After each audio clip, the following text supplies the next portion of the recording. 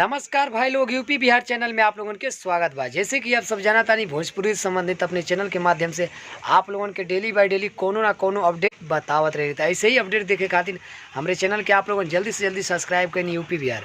अगर आप अपने चैनल के यूपी बिहार चैनल के सब्सक्राइब करतानी तो आप लोगों के भोजपुरी से संबंधित कोनो ना कोनो अपडेट डेली बाय डेली हमारे चैनल के माध्यम से देखे और सुने के मिली। फिल्म से लेके टेलर से लेके टीजर से लेके सॉन्ग से लेके कौन गाना कब आए वाला बा, कौन चैनल से आए वाला बा और केकर आए वाला बा, हमारे चैनल के माध्यम से आप चलिए वीडियो की देर ना करिए। आज हम आपके बता दी कि आज हम कौन टॉपिक पर बात करे वाला है। जैसे कि आप लोग थंबनेल पर देख के पता कर लो आज हम कौन टॉपिक पर बात करे वाला बानी।